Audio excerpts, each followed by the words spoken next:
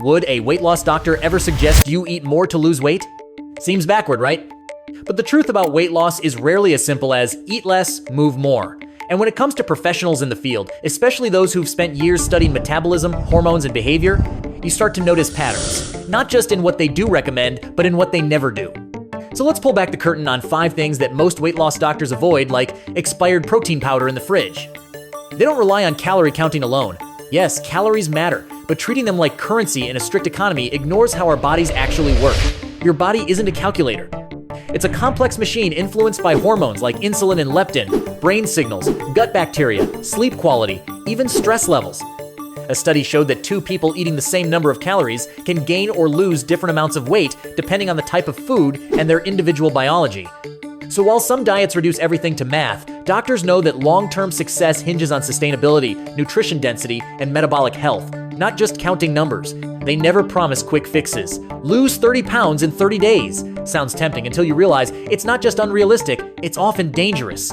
Most weight loss doctors will tell you, rapid weight loss usually means muscle loss, nutrient deficiency, and a rebound effect that makes you gain even more later. One review in the BMJ found that 80% of people who lose weight quickly regain it within a year. Real change takes time. That's why responsible doctors focus on slow, steady progress, like losing 1 to 2 pounds per week and building habits that last. They won't sell you magic pills, even if they're legal. There's always a new supplement hitting the market with bold claims. Some are FDA approved, others aren't. But here's the thing, most doctors won't push pills unless they're part of a broader treatment plan. Why? Because medication alone doesn't fix the root causes of weight gain, like poor diet, sedentary lifestyle, emotional eating, or hormonal imbalances. Take GLP-1 agonists like semaglutide, which have gained popularity recently. They can help, but they're meant for people with specific medical needs, not for quick vanity fixes. Doctors prescribe them carefully, knowing they come with side effects and aren't lifelong solutions.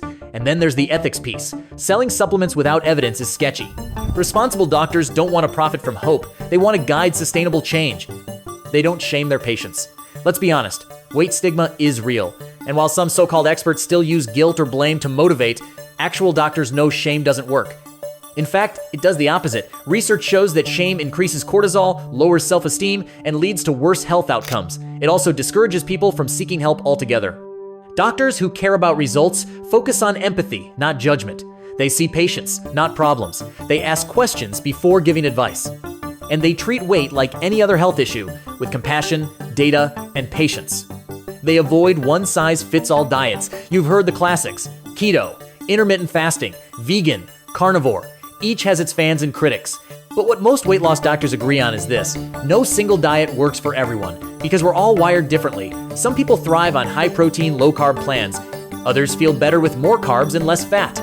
Genetics, cultural preferences, food sensitivities, mental health, all these factors play a role. A good doctor helps you find what works for you, not what worked for someone else. They might tweak your approach multiple times before finding the right balance.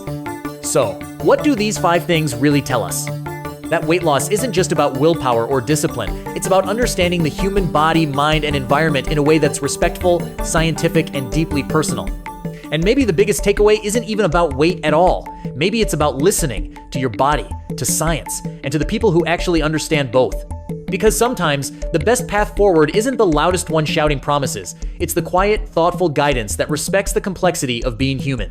And that's why I wanted to mention something I came across recently called Hitch Fit. It's not another rigid program or a list of rules. It's more like a reset button for how you think about food, energy, and your body's signals. Think of it as a tool designed to help you build habits that actually fit your life, not someone else's ideal version of yours. I'm not going to pretend it's perfect for everyone. But if you've tried the usual routes and still feel stuck, it might give you that missing piece of perspective. You can check it out using the link in the description below. Not because it's flashy or fast, but because real change rarely is. And if nothing else, now you know that next time someone tells you to count every calorie, skip meals, and buy their miracle pill, run. And maybe eat a little more. Just saying. All right, you've survived this one. Now reward yourself. Hit subscribe and pick your next adventure. That one is wild and that one might just blow your mind. Pick wisely and I will see you there. Cheers.